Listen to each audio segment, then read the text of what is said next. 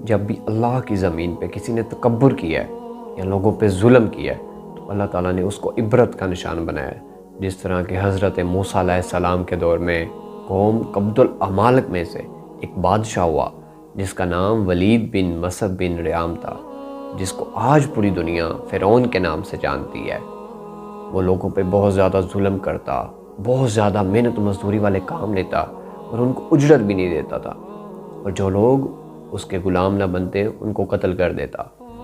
تو اللہ تعالیٰ نے تب اپنے نبی کو حکم دیا کہ اے موسیٰ، فرعون تک میرا پیغام پہنچا دو کہ لوگوں پہ ظلم کرنا بند کر دے، ورنہ میرا عذاب ان کو نیست و نابود کر کے رکھ دے گا۔ جب اللہ کے نبی حضرت موسیٰ علیہ السلام فرعون کے پاس اللہ کا پیغام لے کے گئے تو وہ بہت زیادہ مسکرانے لگا اور کہنے لگا، میں کسی خدا کو نہیں مانتا، یہاں کا خدا صرف میں ہوں اور یہاں پہ صرف میرا حکم چلتا ہے۔ تو اتنے میں اللہ تعالیٰ نے اپنے معجزات حضرت موسیٰ علیہ السلام کے ذریعے دکھانا شروع کیے۔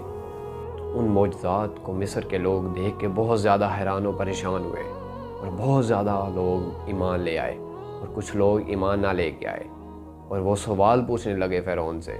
جب ان معجزات کو فرعون نے دیکھا تو وہ بہت جال و جلال میں آ گیا اور کہنے لگا کہ میں موسیٰ اور قوم بنی اسرائیل کو قتل کر کے رکھ دوں گا۔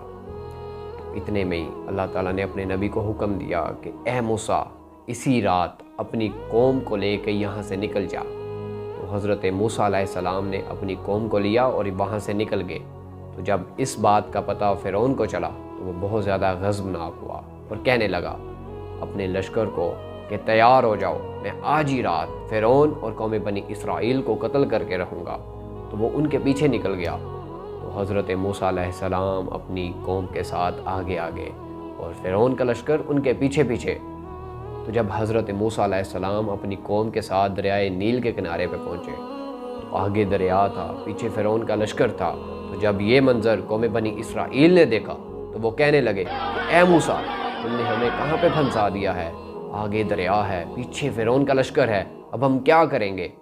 تو حضرت موسیٰ علیہ السلام نے اپنی قوم سے کہا کہ اے میری قوم، تم پریشان نہ ہو، ہمارا اللہ کبھی بھی ہمیں فرعون کے ہاتھوں ہلاک ہونے نہیں دے گا۔ تو اتنے میں یہ واضح گیا بھائی کہ اے موسیٰ، اپنی عصا پانی میں دے مار۔